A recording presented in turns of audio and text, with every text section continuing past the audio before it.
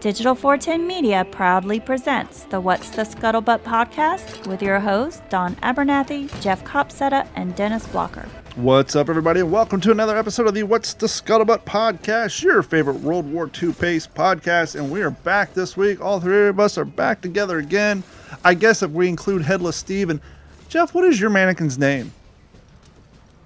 Oh, that's Al. Al. So we got Headless Steve here, and then Al. So there's four and three quarters of us here tonight.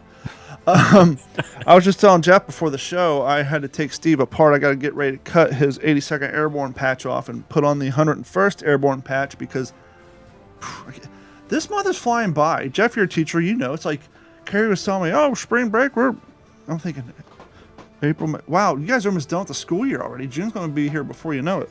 What are you doing, dog? So, anyhow, I can't believe how quick it's coming. I think the first weekend of April, I have an event that we've discussed here a little bit. It's not even an event per se. It's actually a invite-only fundraiser. The South Florida Honor Flight is having a soiree or something to raise money to obviously fund. What in the heck are you doing? Hold on one moment. Just put him in the bedroom and shut the door. He's in here, like, fidgeting and making a ruckus. Hold on. So I came home last week to this. Oh my gosh. She's adorable. She's a dead ringer for our original beagle, but she's not housebroken, and she doesn't know not to chew on wires yet. And the last place you want this is to run roaming in your podcast studio during recording. So everybody say hi to little Chloe. Hi, Chloe. Well, I mean, I'll be honest. I feel like, given where she's been in the last few minutes, I think a Monica is a pretty good name for her, too. Don't listen to him. She don't have a blue dress on.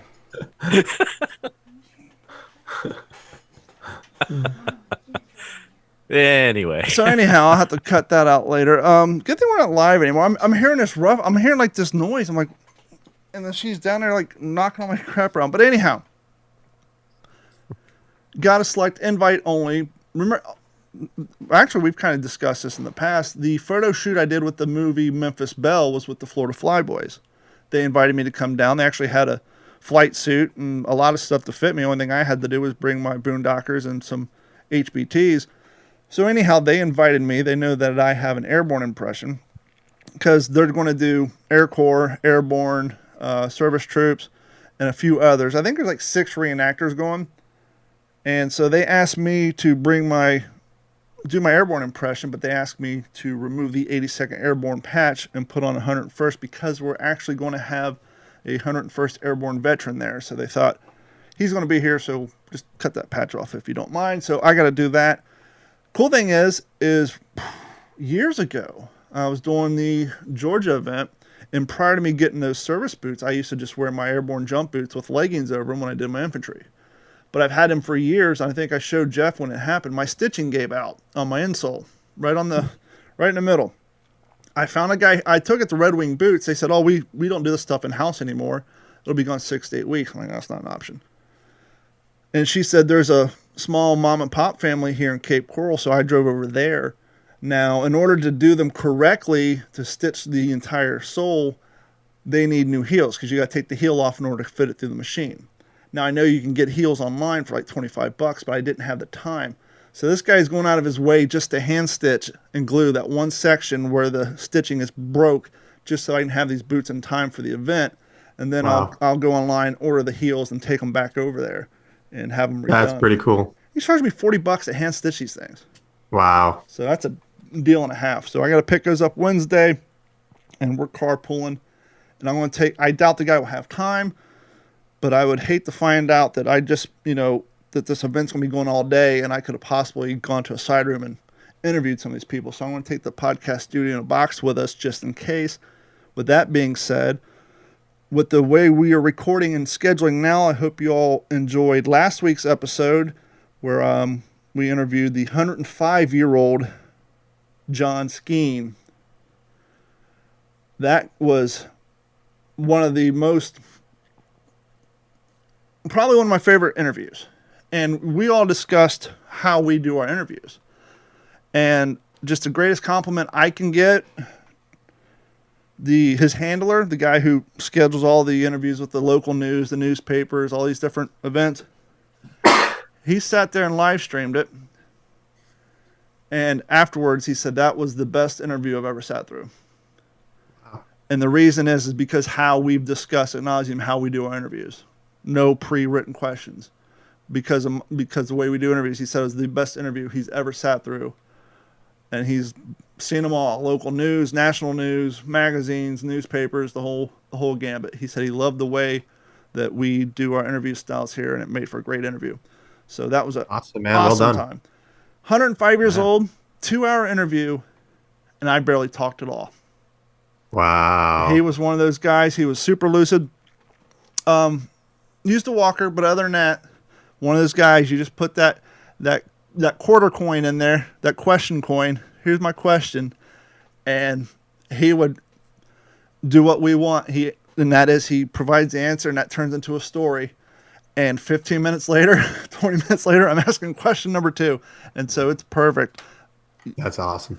And I can only hope and pray to be that lucid and that, energetic at 105. And one of the things I asked him at the end of the interview, which I like to do with these veterans, is I asked them a non-war based question, any tips, suggestions for the kids of nowadays or what have you. But I asked him, I said, from what I understand, people say if you want to live to a longer age, the key is to have something to do in the morning. You hear all the time, people retire early. They don't have hobbies. They don't have friends. They kind of, age quicker. Whereas people who retire later, or they retire but then find a side hobby, maybe go get the job saying hi at Home Depot, work in volunteer work. He gets up, he goes down to the Pittsburgh Pirates training facility up there in Bradenton. He goes to, every Wednesday, he goes to a local veterans breakfast. His schedule is constantly packed. He's constantly doing stuff because it gives him a reason to get up and gives There's him a lesson there. A purpose in life. Yeah, absolutely. And so that was a great show. Jeff, give us an update on the air show. Yeah, well, here in the Hill Country, March is the worst month to plan anything outdoors because it could be 80, it could be 20, it could be hail, it could be snow, it could be rain, it could be sleet, it could be ridiculously humid. March is all of the seasons here in the Hill Country.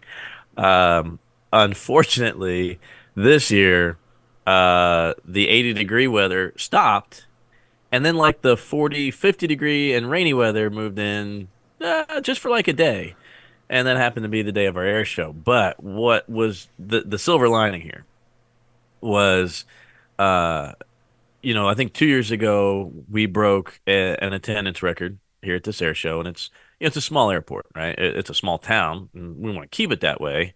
So we kind of coined it's the biggest little air show in Texas. So our highest attended air show 2 years ago was 6,100 and change.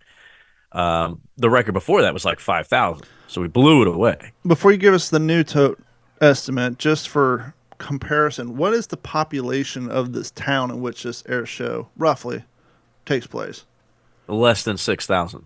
So before you even broke your previous record, you guys were already bringing in more than the population of the town for this air show, which I'm sure is a huge boost for the local economy. Gas stations, restaurants, the whole nine. Yeah, that's a big deal, and it's not the biggest in April, which is our annual Bluebonnet Festival. If you're not familiar, Bluebonnet's a big blue flower that everybody loves. That the locals are like, "Yep, it's a weed. Take your pictures and move on." But I want to say 20,000, 10, 15, 20,000 people, I think, come in. But it's a week-long festival, right? Live music, all the stuff going on. So there's nowhere near 6,000 people. Hey, hold on for a second. Every possible aircraft. You're buffering. Hold on. I'm going to put a cue in here so we can go and edit that buffer out. Let's just give your internet a second to catch up so people can hear what you're saying, because you went full max headroom on that. Dang. Go ahead and try again. Start at, I think, the 20,000 people, or actually just go ahead and start again answering when I asked what the population was, because you started breaking up at that point.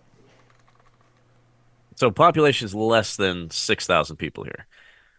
So yeah, when we bring in 6,000 to the air show, that's already more than the population of the town. And we have another annual event that here in April called the Bluebonnet Festival, having to do with our local blue flower that grows here seasonally, and that brings somewhere around 20,000 people. So pretty big draw. Um, However, we knew with the weather, no way we're going to hit 6,000 people, and that's okay. Every aircraft that was supposed to be coming in, Houston, Dallas, it was just kind of nasty weather all around us. And on our waiver, we needed 1,000-foot ceiling, right? Essentially, from the runway to the cloud cover needed to be at least 1,000 feet, and we had about 400 feet and dropping. I mean, it was just not real rainy, not real wet, but just way overcast. So naturally, that morning in the pilot's briefing, when they knew nothing was really going to fly, everybody in the room was like, "Okay, Jeff, with the ground axe, what are you gonna do?" So Stretch, I told him stretch, filler. exactly. So I told him my plan. I already had 3 acts planned out anyway: weapon demonstrations and dressing a kid up in World War II, Air Corps gear, and kind of talking about it, making it comical for folks, and all that stuff. Talking about the museum and some of the, other attractions we've got there. Colonel McPhail did show up. He's our last surviving, F4U Corsair pilot from World War II, and then flew Corsairs again in Korea. So super guy, he was there. But then it was my display inside the hangar with the C-47, and I mean, there was people everywhere, and for hours. Even my wife came out, Tammy, and she said, "Babe, I was trying to get a picture of you, but there was just so many people crowded around you and around the tables." Now, was there a PA system, or are you enunciating to the 14th row? No, so there's a paid basically he's the MC of the air show. He's the announcer, so the air boss and announcer tag team, and I've worked with both of those guys at other air shows as well. They're there every year. And yeah, they're awesome. Rob Lowe, not the actor. Uh Rob Lowe is the announcer. He likes to introduce himself. He's like, "I'm not Rob Lowe at DirecTV. I'm the Rob Lowe with cable." Yeah. Basic. He's a great announcer. No, I guess And I meant with that crowd. Were you trying to yell your presentation, or were you amplified some? oh yeah, no, I'm handed a microphone, so it can be conversational between the announcer and myself, and Gotcha. you know, so we can read off of each other, even if I'm done. If I know he's asking me a few more questions, So it's almost we like a know. panel, like a one-person panel or two-person panel. Yeah, Cool. exactly. But man, like I said, silver lining here, when all was said and done, there was like over 3,000 people there. So the fact that we at least met half of our record and didn't have a single airplane leave the ground was pretty cool. And it kind of shows how they were touring the C-47. They're, walking. I had 3 tables set up. Logan had his airborne slash, Wehrmacht uniform stuff there. So he was all Pathfinder everything. I had my Jeep there, I mean, just perfect stuff for kids to take pictures with and everything. And it was an awesome day. And it was kind of a neat way to start off. This is my favorite time of year, I think. It's the beginning of air show season. It's the beginning of reenacting season. It's, the hockey playoffs are about to start. I mean, there's all these, exciting things this time of year. So that has led to now 3 more events I've got on the docket. And I don't think I can make all 3 of them, but I know I can make at least 2. And that is if for anybody in the San Antonio area, on the 20th of April, it's another CAF event. First time they're doing it out at Stinson Airfield, which is a really, really cool historic airfield. Really nice aircraft down there as well. That's headquartered down there. I believe they'll have some other warbirds flying in, but they're doing a breakfast taco fly-in kind of thing.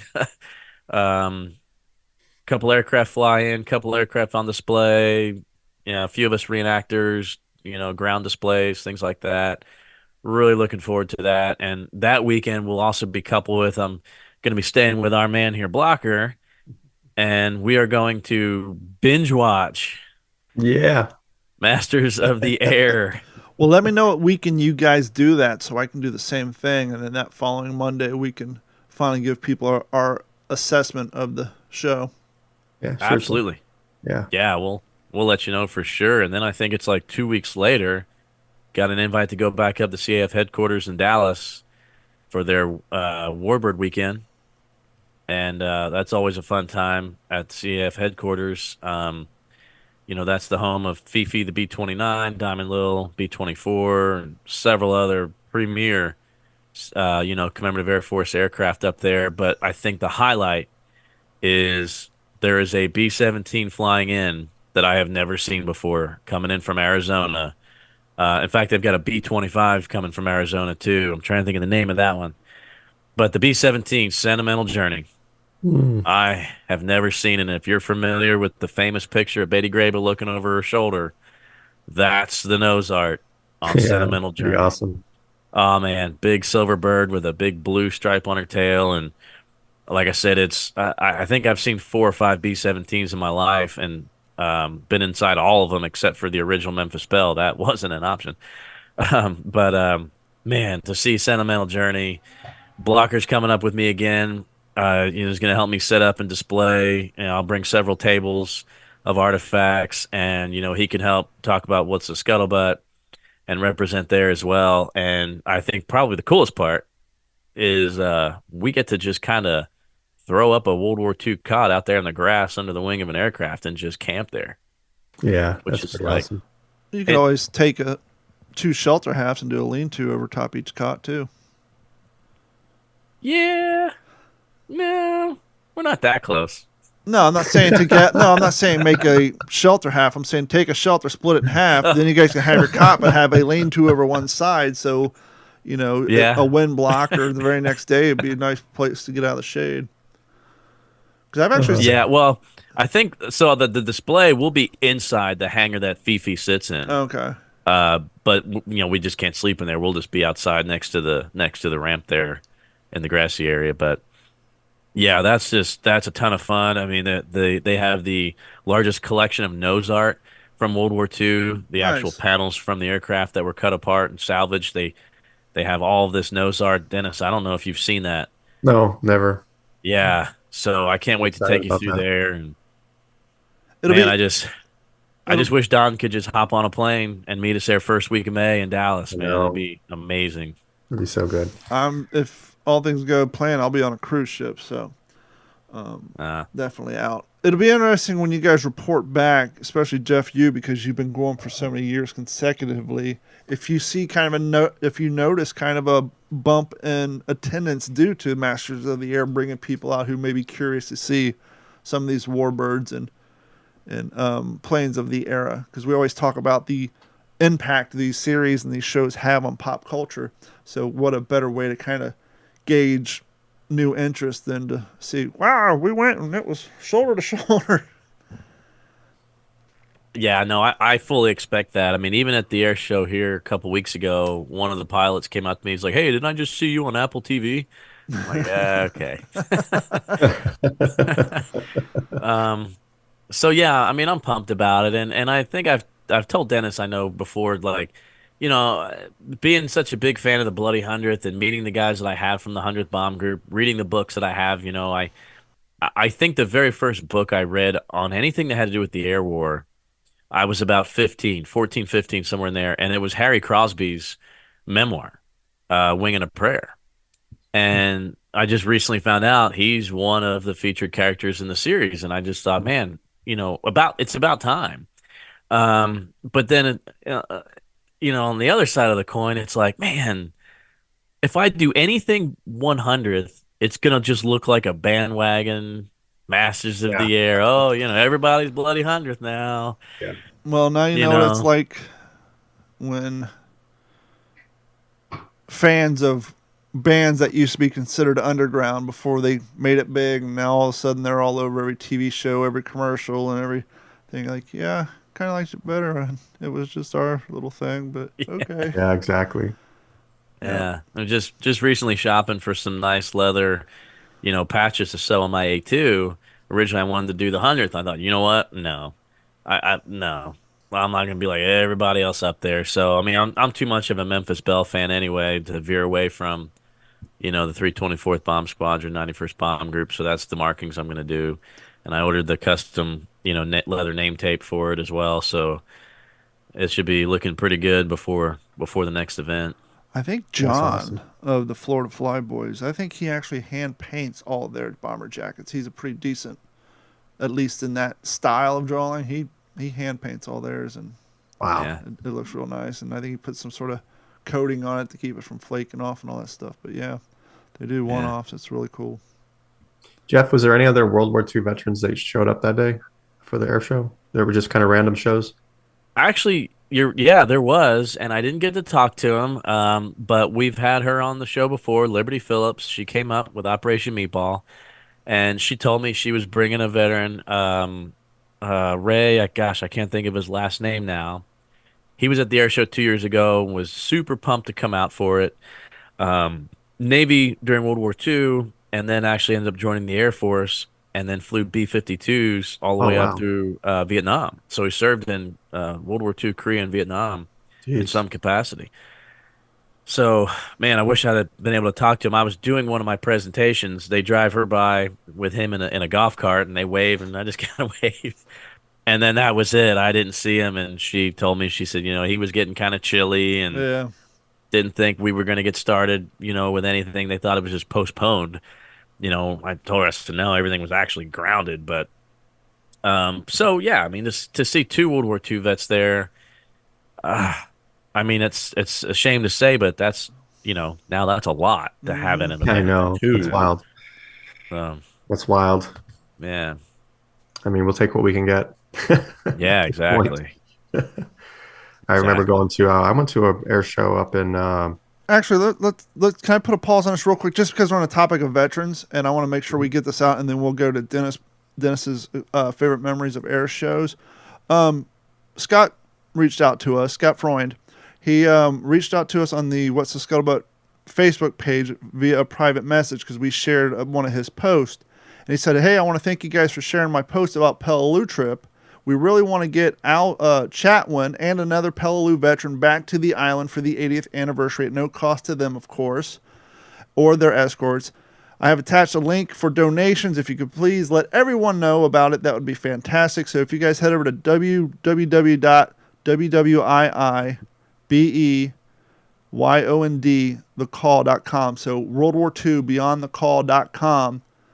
And you guys can donate there. And I also included a link on our Facebook page and it will be up on what'sthescuttlebutt.com as well. So if you guys want to contribute in any sort of small way to help get two veterans back to the Pacific for the 80th anniversary of Peleliu, head over to World War II beyondthecall.com and donate there. Just want to get that out there. And while you're there, as always, please head over to WTSPWWII-EP.180. Click on our YouTube link, subscribe, watch some of our videos. And this is probably the last chance. I think the next episode we were going to be doing the drawing. And so if you haven't signed up for Patreon yet and you really want to get this a chance to win this beautiful print from Valor Studios off the line, this is your last chance. Head over to WTSPWorldWar2.com, sign up for Patreon, and any and all active subscribers, with the exception of the gentleman who won the last one, will be eligible to win. And I think this time we'll have Dennis Blocker do the name drawing. That way people can't be mad at me or Jeff. Yeah. And Dennis can. Yeah, and that Peleliu trip, they're doing a documentary out of it too. Gibson's supposed to be there. In fact, I talked to him a couple weeks ago. Of course, he invited me out there, and I'm like, yeah, let me drop everything, go to freaking Peleliu. But I think they think they may have Henry going with them. Nice. Henry Sledge, our old friend. I don't know if that's confirmed or not yet, but I think, financially they got to get this thing rolling. Yeah. But that would be super cool to see the documentary, and with those guys over there and what they do. Would be really slick to see. Scott Freund is such an awesome guy and does so well with SFR Productions and the things that he's produced on. You just look at his stuff on YouTube. My gosh, I mean, he's been all over the Pacific and he's produced some really good, video quality, video material, documenting different battles and things. But yeah. Speaking of Henry, he's supposed to come down to Orlando next month to do a World War II in May. Yeah, April. I'm so behind. But in May, he's supposed, and I'll put once it's confirmed, I'll put the link up on our page. He's supposed to come to Orlando for a World War II armored event, and obviously, Cool. if he does, I'm going to go up there. It's only a 4-hour drive, and finally get to meet him in person after all these years. And Yeah. so I will keep you guys updated. But Dennis, Did you're they going. have that? Did they have that thing in Peleliu? Did that happen? Or Tarawa? I'm sorry, Tarawa. This past November. I know something No, came up. I can't remember It what it didn't come was. out. It didn't happen. No, because no. Scott, he's in the middle of a move from Texas to Tennessee, and then they're also hosting the some of the Band of Brothers actors to jump in Georgia there, and then I guess some of them are going to jump in Normandy, from what I've heard, yeah, I read that after today. they train there, and of course, I got got the invite to go out there, and I'm like, yeah, I hate you guys. Yeah. I'm not Yeah, gonna make that So, one but it was either. the 80th, right? It was the 80th in November. Last November, wasn't it? The Yeah, 80th for for Ratio. yeah, for Tarawa. Yeah, Yeah. that was supposed to be something, and Bonnieman's grandson was going to be the tour guide for the whole thing, and yeah, but no, I think that fell through. So I'm hoping they can make this Palelu thing happen, which is coming up in September, and it's not far away. Yeah. yeah. So head over to World War II beyondthecall.com/events. So interesting side note about Peleliu, the gunboats that led the invasion there, those invasion waves, the LCI firing rocket gunboats, those were actually my grandpa's flotilla, and those were the fightingest gunboats in the Pacific Flotilla 3. It's interesting because the gunboats that went there missed Iwo Jima, and so you know how they have three groups to each flotilla, and Group 8, my grandpa's gunboat group, man, they had been through all this combat, the Marshalls and the Marianas, and then they divided them up. So they went to Peleliu. 7 and 9 went to Peleliu, Group 9, and then my grandpa then went to Iwo Jima. But that was kind of cool when we were talking about the video games the other day. Don, was that one World War II video game where you get to actually be an LCI gunboat. That was my grandpa's group, Oh, very grandpa's cool. flotilla. So that's kind of cool. Hell yeah, that's very very cool. Yeah, that'd be cool if they can pull that off. The 80th anniversary of Peleliu, man. I have some sand from Peleliu sitting here on beside my desk here. Kind of remind me. Yeah, because I think if I remember correctly, aren't we repurposing some of those islands down there right now? And so some of those landmarks are going to be forever changed here real soon.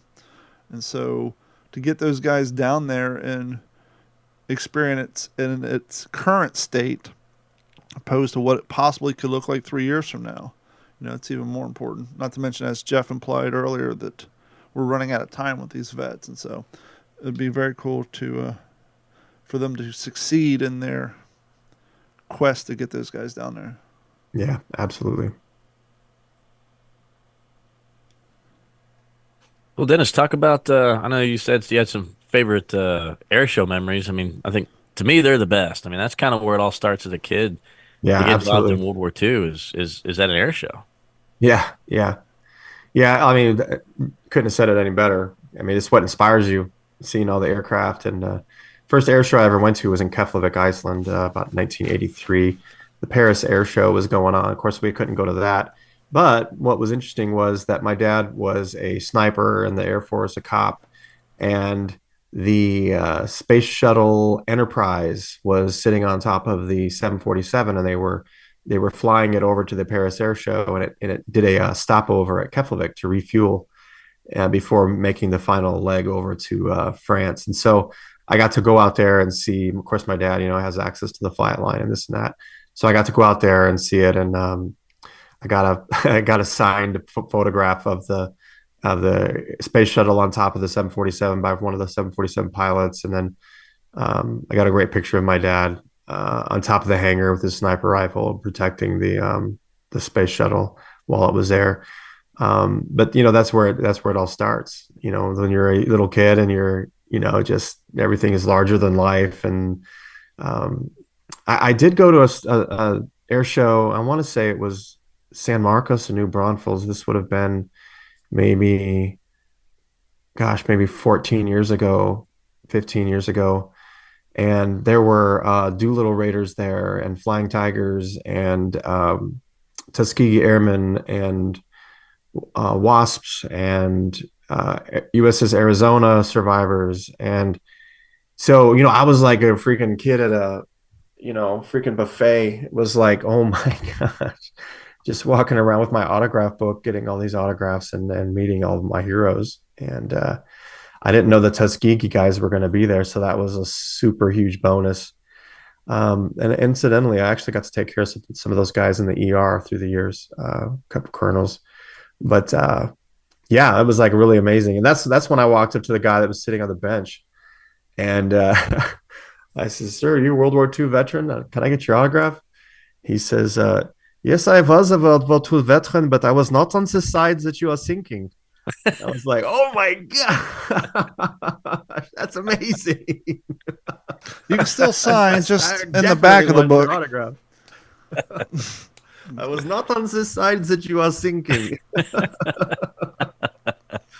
I was like, "Wow, that is good. That doesn't happen very often." So, turns out he was in kind of like what our equivalent would be like physician assistant school, and the war was, the Russians were approaching Berlin, and he said this sergeant just walked into their class one day and was like, "Everybody's infantry, grab a rifle." Oh, crazy. So he said that here we are, medical people, like we're trained to save lives, and all of a sudden I have a rifle in my hand.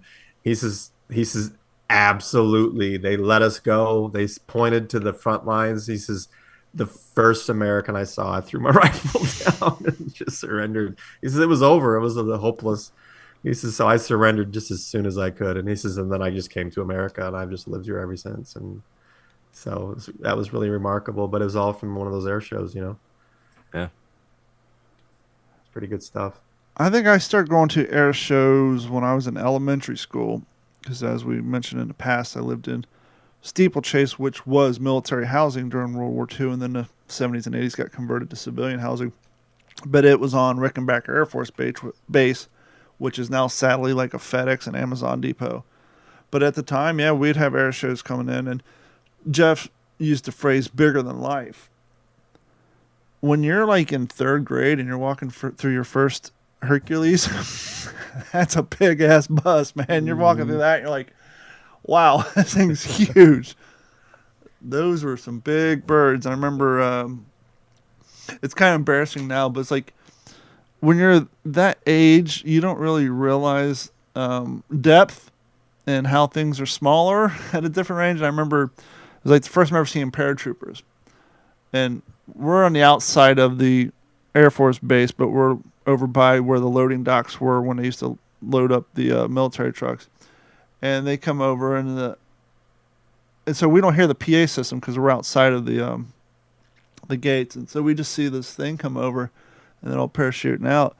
But like second grade me thinking, cool parachute toys. I wonder if I can catch one. So you're like looking at it for 5 minutes, and you realize as they're getting bigger and bigger, like, oh, stupid, those aren't toys. Those are real people, because it's third grade. You never seen something falling from that high. And so you're thinking, oh, cool, they're dropping little miniature army guys. I want to get me one. Then nope, they're getting bigger and bigger. And like, oh, okay, that's cool.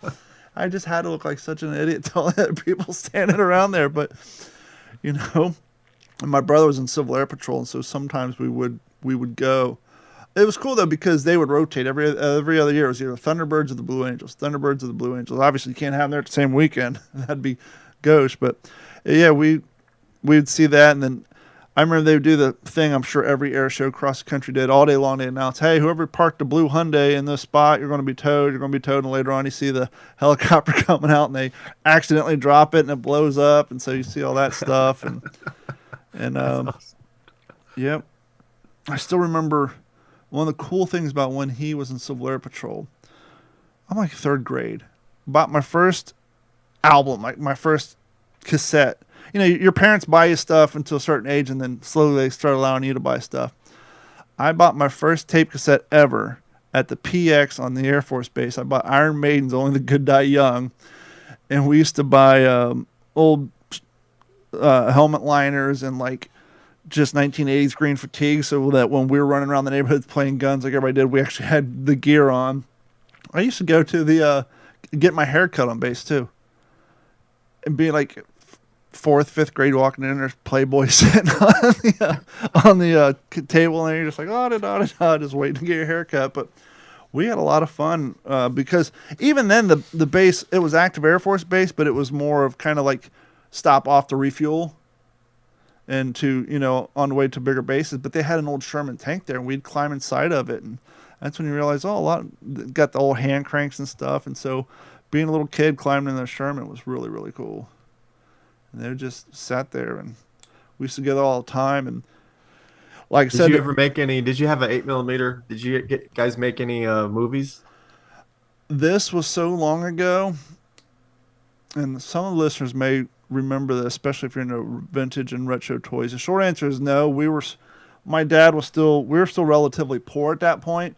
My uncle, who owned a Z-Bart in Terre Haute, he had all the camera systems, and so when he came to town, we got to use his camcorders. But this was back, I remember the quote-unquote rich kid at our school. I'm sure his parents are like lower middle class, but for us, he was considered the rich kid. They had this little toy. It was marketed as a toy. It was a black and white video recorder, but it recorded onto cassette tapes. And since it recorded on the cassette tapes, it wouldn't record audio. It was video only. But so he had one of those. I remember he brought it to school one time. I never got to see the finished product of it. But we thought that was the coolest thing ever. Wow, he's got a video camera. She's black and white, probably a little tiny square. But yeah, we never did get to record any of that stuff. I think I've told this story before. My brother got in RC cars for a short period of time, but he didn't want like an RC car you get down to Toys R Us and buy. No, he wanted one out of the model building magazines, the high-end ones. At the time in like 1991, it seems like $150, $200 or whatever. And so he got one for Christmas. Him and my dad put this thing together, not realizing, hey, we're living on an Air Force base with some relatively modern day technology, but apparently there's some older technology. He'd be driving that thing down the street, and something would just take the signal, and that thing would just hang a hard left and slam right into, we would always get radio interference. You couldn't drive the thing hardly because you'd get radio interference from the towers. And I can remember this day. So my bed would be on the left wall, my dresser would be on the right, and then on the wall directly in between the two was the window. And so on the water tower, they had the spinning light. And so it'd come through my window, hit my mirror, and smack me in the eye every time it rotated. And it used to keep me awake all night. But yeah, we had fun times. I mean, the old movie theater from World War II was still there. Obviously, it was shut down. I didn't because I was only in elementary school. But like the middle school and high school kids, they would go inside there and dick around. They had the old hospital. The on-premise hospital was there. It would have been, all that stuff's gone now. But it would have been interesting to actually see that as an adult, this old World War II stuff that's all under mothballs. But for me, I was just third, fourth grade, skateboarding down there and riding bikes around there, and it was just like a neighborhood to us. I mean, for some reason, they maintain the roads. Don't know if because it's government property, but you just have these 1, 2, 3 miles of just straightaways where all these warehouses used to be, but now they're gone. Just grid system of the perfect smooth blacktop. And so we would go out there on our bikes or our skateboards and just haul ass and just go to all these places. And we would get up in summertime and leave the house at 8. And just like you hear people say, we wouldn't come home until 9, 10 o'clock at night. We didn't have canteens or hydro flask with us. We just found water wherever we could, and just out covering miles and miles of this pristine blacktop through the summers. Wow. That's pretty good memory. It reminds Spielberg famously would shoot video of, not video, but 8mm, using his, whatever was available to him and his buddies. That's how he started out. I did in high school find an old Technicolor 16mm camera at a thrift store that I still have somewhere, but I thought was really, really cool. And I think I found a projector for it too, which I think's up at my mom's house. Never had to film for it, but yeah, I actually did come across an old Technicolor projector from like the 60s, which would have been cool. But yeah, 8mm definitely has a look to it. Yeah, definitely. I enjoyed growing up on the Air Force base as a kid, DOD kid, Air Force brat. That was fun. That was a blast. And one of my I still have PTSD from seeing the Fox and the Hound at the base theater. One of the early Disney movies where they kill off one of the characters you actually care about. I It's still funny you got say that. PTSD from that. Let's see. What year did E.T. come out? Oh I know we're man, getting away from World that War was II here. rough. So I was born in 1978. E.T. came out in 1982. So by no means was I very old. I can remember to this day, my grandmother took all the grandkids, and I was super young. I just remember waking up in this movie in the scene where E.T. is gray and dying, and then you have all the guys in like the full out. I just woke up, saw that, and freaked the hell out because I didn't see the whole beginning of the movie. I was what, 6, 5. Just woke up and see this dying gray alien on the screen and these guys in the suits and the lights and all that. I just freaked the hell out. I can remember that, and I can remember seeing, I think, Return of the Jedi in the movie theaters. But yeah, those are some of those older things I can remember.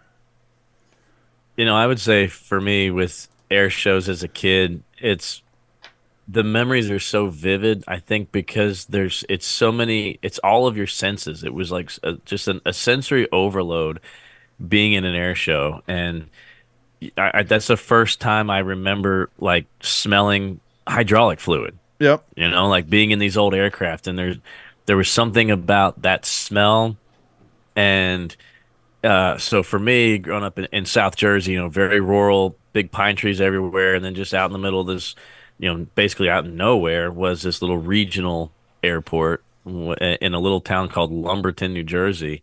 And it's still there, and the little airport diner is still there. When we go back and visit, I still eat breakfast there, diner that overlooks the runway, and they've got a couple large metal, big hangars, and they've got like a big metal building that's the museum, and it's one big open room, but there's a Tomcat, and there's an F-86 and a wooden 1-to-1 scale 109, and there's an A6 intruder, like all this stuff, and then there's like cubicles with uniforms and different setups, and then of course there's hundreds of model airplanes on display and dioramas, everything hanging from the ceiling, and just a neat little museum. Good place to stop in, but there's just something about that cool September weather in Jersey, right? It's kind of brisk in the morning and hot chocolate and my bomber jacket, and then going out and smelling those airplanes. And I mean, that's where I would see, 909, the B-17 909 came in, and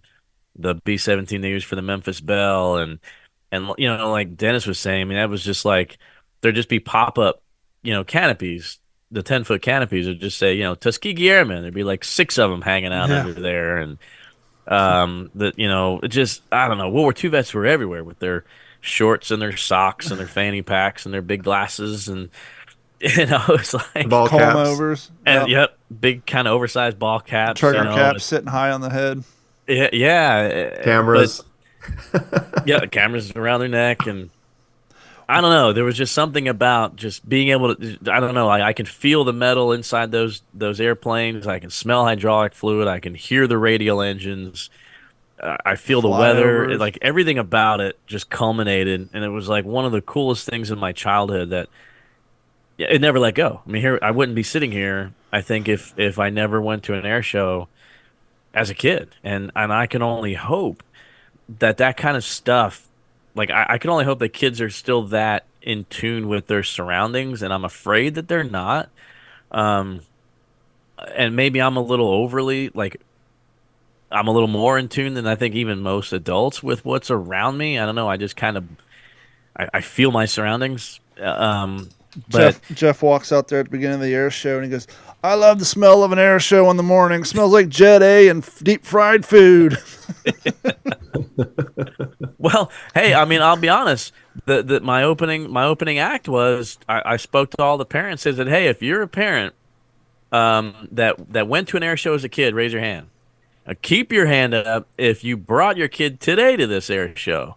Right? And then, all right, give yourselves a round of applause because that's how the legacy stays alive. Mm-hmm. That's how the World War II vets that I met as a kid when they were in their 60s and 70s, that are now, if they're still around, they're pushing 100. They're pushing that 100 mark. And now my children have to keep it going when they're no longer here. There's no longer going to be a World War II vet to get the firsthand knowledge from, to ask to sign your book or autograph a glossy 8x10. It's not going to be there. And we have to be. So, and it starts, again, to me, I think it starts at an air show. And it's the core of American patriotism, because you can complain about the economy, you can talk about fuel prices, you can talk about the price of a vehicle and a house, and then all of a sudden, you're at an air show where people are dumping $30 for a funnel cake and a lemonade and watching a pair of A-10s blowing all kinds of jet fuel, doing their burt, and, or a P-51 is paralleling it, or 47, and then a C-47's taking off, and it's America. Yeah. That's what it is. It's hot dogs and lemonade and funnel cake and cotton candy and airplane toys and bomber jackets and hat pins and World War II vets and guys like us that keep it alive. Yeah, that's right. Let me ask you a question. I'll ask Dennis first. Well said. Dennis, when it comes to 1980s era fighter jets, you had to choose your favorite. Which camp do you fall into? Oh, definitely the F4 Phantom. F4? Yeah, definitely the F4. Jeff? Yeah. I mean, that's a 25-year-old aircraft in the 80s. Mm-hmm. But it was So, still Yeah, but see, I'm an Air Force brat, so I grew up with all that, and I knew all the jets. I knew what the Russians had. They were the enemy that we were going to be going to battle with at any time, and all the stories I was told were from guys who were getting ready to retire, and they were all F4 pilots or they were B-52 pilots. So for me, it was always the F4 Phantom just looked so badass, and the B-52. I mean, that was my favorite bomber, of course, except the B-17. But a B-52 was just awesome as well. But it had that big old I just remember seeing those on the flight line, and it was like a tiger fin on the back. It was so tall, and it was like you could just imagine it cutting through water as a shark. It just had that ominous look to it, right? And yeah, so with me, it was like not even a question. Like my favorite is even today, my favorite fighter is the F4 Phantom. Yeah, with Jeff? the tiger teeth painted on the front. I mean, I don't disagree with that. I think the F4 for what it was designed. I'm not saying it was to do, ever the best or anything like that. I'm just saying I think the question was, what's my favorite? Yes. Yeah. No, but I mean, of all the jet aircraft, I think from that age, that sucker really lived up to its name and what it was designed to do. I mean, yeah, it was a huge fighter bomber strafer. It could be low and slow, or it could kind of handle itself in a dogfight. But yeah, as far as just favorite, so you said 1980, so I'm gonna have to go with the F-15 Eagle. But I don't have a whole lot of favorite jets. But I gotta say, my favorite is the F-117 stealth fighter. Seeing one of those as a kid at the Reading Air Show, or Mid-Atlantic Air Show, they call it now, in Pennsylvania, to see a stealth fighter and just to know, how crucial they were at the outset of, January 17th, 1991, and all those strikes into what became Desert Storm and Desert Shield. It's just a ridiculous looking aircraft that you don't know if it's beautiful or hideous or a little bit of both. You don't know how it even aerodynamically flies, but somehow it does. And for an aircraft that's 30 years old now or more, it's impressive to me. I don't know. There's just something. It's unlike anything else that flew or has flown. So Yeah, that's pretty cool. I can't explain it. I doubt it wins any performance. I doubt it ranks very high. I don't know, because I wasn't into aviation at the time and I really haven't looked into it. I don't know if it's because I saw them over at Rickenbacker all the time. They flew over a house. I've always been partial to the F-16. F-16. That's just my favorite little bird. Like I said, it probably doesn't rank up there, but we used to see them flying in and out there all the time. I used to hear them. They're pretty awesome aircraft, and they're just a slick little. They just I don't know. It was kind of like a sports car, just slick little, all over the place. I've just always been partial to the F-16. That was always my You know, favorite. another one that always had captured my imagination was the F-14, and I think it's because its wings would sweep back, which was, you know, when you're an Air Force brat or and you're, you know, making models and you're sticking them on your ceiling. Well, It's G.I. like, oh, Joe that's had freaking one cool. too. Remember the G.I. Joe toy had one with the swift back Yeah, wings. And it's so crazy that they gave the Cobras the Warthog. yeah, that didn't make much sense to Yeah, me. they had a blue Warthog. Harrier jump jets are kind of cool for the time too, just because of their technology and how they would take off. Those were pretty cool. But Yeah. yeah, And I also like the T-38s, the F-5s, the ones that they would always use to be the Russians in the movies, yeah, or the Iranians or yeah. whatever, or Libyans. Watching Iron Eagle, Yeah. Chappie. God, Iron Those It's a little Eagle. great suckers were movie. fast. Iron Eagle was on heavy rotation on HBO in the day. Iron Eagle, what was it? Alien Mind. And then later on, like in the mid '90s, what was that Toy Soldier movie? The kid from before he did Lord of the Rings. They were at the all boys school. They got taken over by terrorists, and so they were all getting like MP5s and rescuing the Taps? school. No, it's Taps called or Toy something? Soldiers. It was a knockoff Yeah. version. Yeah. That's funny. What was that one executive decision? The one with the F-117, the nuclear. Was it Kurt Russell? I don't Executive know. decision. Not sure. Yeah, I think it was. Yeah, I think that's right. F-117. Yeah, I think it was Sean Austin was in it. I think it was Toy Soldiers. Something like that. 1991 film. Yeah, Sean Austin was in it. I remember being a kid at the freaking air show, and Oh, that's why the Lou Apache Gossett Jr. gunship was was in it there. as well, too. The guy, he had the little eyepiece comes over. You know, he flipped it over, Mm-hmm. and he saw a bunch of us young kids were standing over there. You know, and he went like that. He looked over at us, and the gun went like that. Looked over at us, and we were all like, "Whoa!" Space Age. He went like that.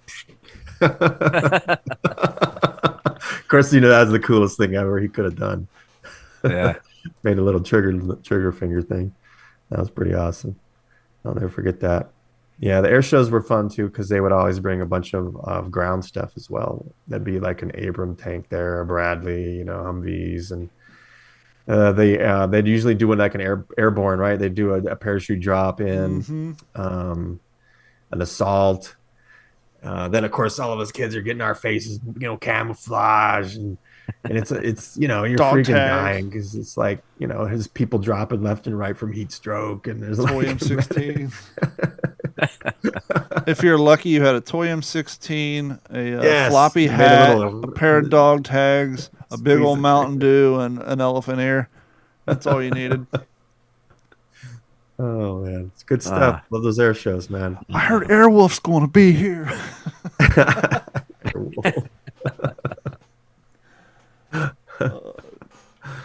Oh man, that's good stuff. We need more helicopter sitcoms.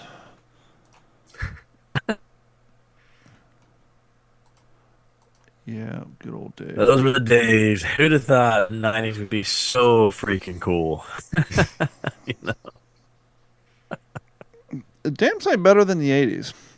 I'm so happy that my quote unquote high school year primes were in the mid to late 90s opposed to the mid to late 80s because I just not my bag, I guess.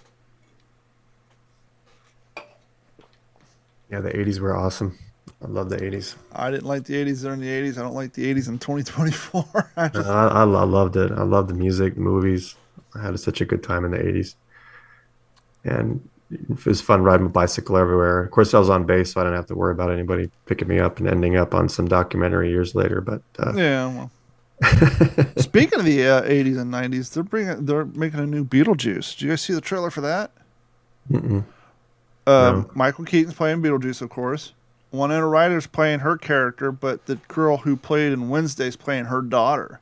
And Oh, she okay. kind She's of a good she actress. discovers Beetlejuice and hijinks ensue. But yeah, it's Nice. instead of them recasting it and remaking it, they're just making a part two-ish, I guess you would say, or a continuation of the storyline. So that'd be cool when it comes out. Yeah, I'm looking forward to Jeff seeing Masters of the Air. Man, we're gonna have such a good time. You gonna Got my watch it on Bose TV? Or you surround gonna sound set up your system up. We're gonna jack it. There It's you gonna go. be wild, man. It's gonna be a lot of PTSD going on in here. Your neighbors won't know to call the cops or the FAA.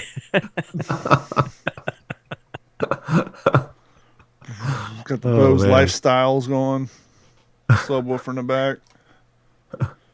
absolutely. Memories. Ba, ba, ba, da, ba. Well, I'm reading a cool book. Is it too early? No, what you reading? Um, well, I mean, I'm in several books because I have to be. Um, my schooling has me. We're talking about the evolution of gunpowder, how it changed the face of war in Europe in Boy, the did it. 14th, 15th century. Yeah, so that's keeping me busy. But sometimes you need, and I don't remember who it was a couple weeks ago said sometimes you need a junk food book, Okay. and I was like, okay, that's a really good analogy. I wonder if that Like was sometimes you read so much heavy stuff that you just kind of need to lighten up a little bit. sure. And so one of these paperbacks off the shelf, Black Thursday, about the raid on Schweinfurt in October of '43, and it's another Martin Caidin, and I've read two or three of his books now. And Martin Caidin was a big author in the right around 1960s, I guess, early '60s, and this guy's probably, I mean, from what I've seen probably has more knowledge on the B-17 than anybody else I've ever seen printed. He has flown in B-17s. He flew in one of the three B-17s that was flown over to England for the making, I think, of the movie War Lover with Steve McQueen. Hmm. This is before the 12 O'Clock High series came out. And there's a lot of footage you see from used in the War Lover that ended up in the 12 O'Clock High series later on in the '60s. But it's a quick read. Obviously, it's a little paperback, and this is actually a first edition I've got here from I think copyright 1960. And it's all just about that one day and leading up to it. But what I really thought was interesting is, and I know Dennis, you're the one that introduced me to on this documentary on YouTube called Target for Today. Um, just a really neat way to understand from the top down. And I think he introduces it with at 8th Bomber Command, it was four words that set this into motion, which ended up being, it was a very catastrophic raid. The losses were very heavy for the bomb groups that had Schweinfurt that day. But it was four words, and it was Schweinfurt it is then. And that's what put into motion from 8th Bomber Command down to the wing, down to the bomb groups, down to the squadrons, to the elements, to the pilots and navigators in their briefing that morning. So kind of seeing it from that perspective, and you really kind of get a feel for how complicated it really was to organize one raid. And at this point in the war, in October of '43, it was mission 115 for the 8th Air Force already. October of '43, No, 115 missions. if I remember correctly, obviously the only way to make this work, because as you were just saying, the amount of energy it went into planning one particular raid, they were kind of almost looking at like you do a chess game, trying to figure out what your next move would be. So you would plan multiple raids out through different groups at the same time. That's how we were able to essentially roll these things out as quickly as we did. You didn't have, okay, we're going to plan this one, see how it turns out, and plan the next one. No, you look at the whole playing field of where you're going in your combat, and you have multiple planning groups planning multiple different raids at the same time throughout the calendar, almost in advance. Yeah, absolutely. And Schweinfurt and Regensburg and places like that were identified because of the ball bearing factories there. And I can't remember the exact statistic, but I want to say that there was like 47. Um, yeah, I think it was 47 anti-friction bearings in one German 88. So the amount of bearings that it took for the German war machine, they heavily relied on these bearings.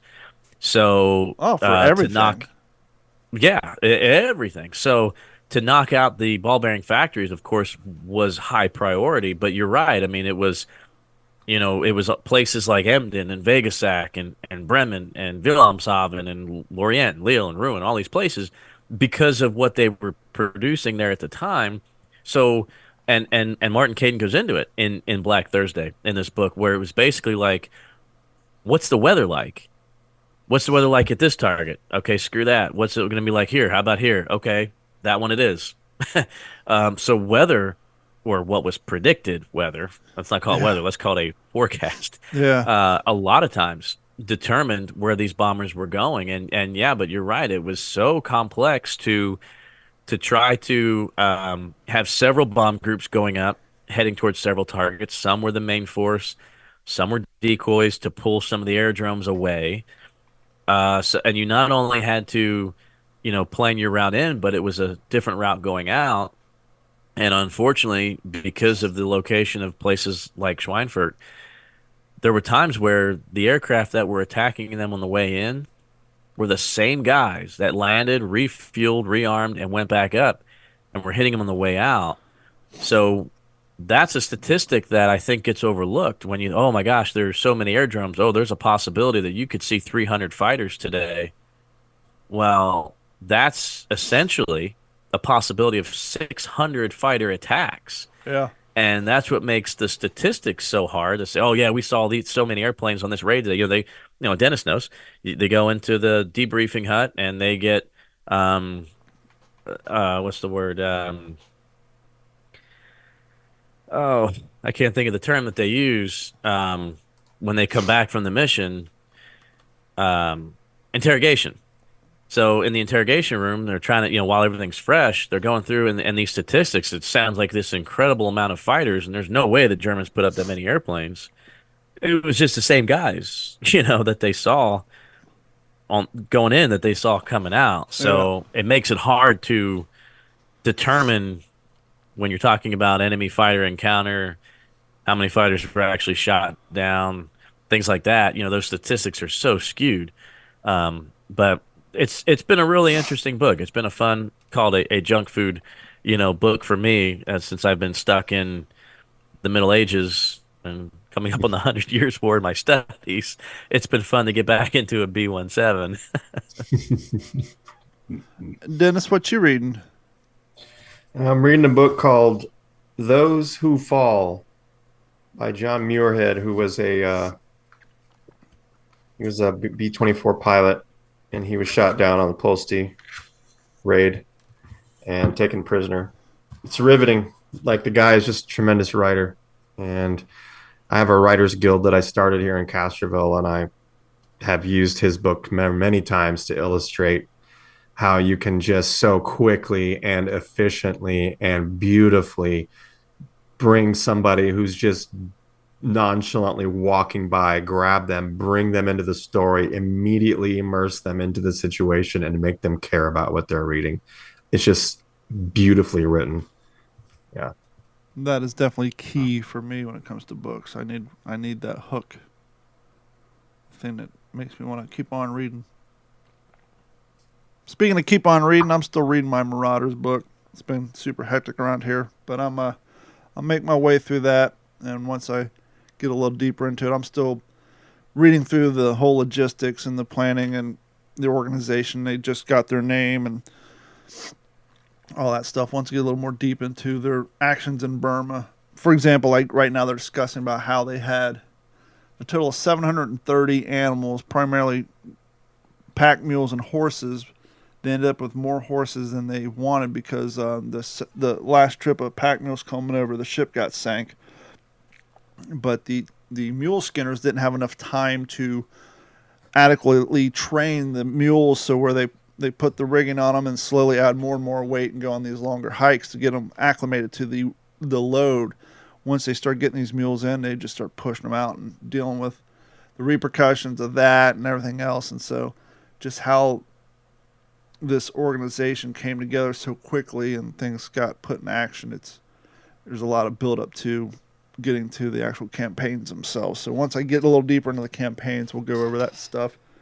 But that kind of hit me hard when you were talking about that last week, or the week before. We were talking about Marine Marauders. I was sitting my chair driving home, and I was thinking about that conversation about the Marauders, and I was thinking about the jungle in Burma. Mm-hmm. And I looked it up, and the Japanese, they'd send 70,000 guys, and 500 would come out. Yeah. And it's like here in America, we in the West, we put a lot of value on individual life. Like everybody has value. Every person has some kind of talent that potentially could benefit the community. And it's everybody's goal to find out what everybody's good at, because then we all benefit from what they have. And here you have 70,000 guys that go into the jungle and they vanish. Mm-hmm. Like they're just never going to be found. Yeah. No one's ever going to. The jungle just swallowed these guys up. They had families, they had kids, probably. They just gone. It's just, I don't know why, but when you were talking about that 2 weeks ago, it just kind of hit me hard when I was reflecting on it. It was like, man, that's tough. A little bit to the same note, but completely different. I remember, I didn't see the deer hunter until I was in my early 30s, and I was talking to my dad about it. And he was around when it was on the movie theater, and that was kind of like his takeaways. Well, it was showing you the devaluation of life, human life, to the Viet Cong over there, and how they treated these guys and making sport out of doing the Russian roulette stuff, and how they just, and talking about the severity of how crazy that movie is. And that's kind of one of the things he was talking about. I was like, yeah, it's kind of one of the purposes of that movie, is kind of show how Americans and how our military and our people, we have kind of a value on life, whereas other countries and other organizations, it's just a numbers game. Just keep pushing them out there. And we know how the Russians did with their guys. You get a rifle, you get a stripper clip. When he dies, you take his rifle and just keep on running. And some militaries just use that as their strategy, and some go a different route. But yeah. So well, even the great effort that our country puts in even recovering those who were lost, I mean, it's just it's such a comforting feeling whenever you can bring somebody back from Korea or from Vietnam, still from World War II, even at Tarawa, right? They're still finding guys at Tarawa.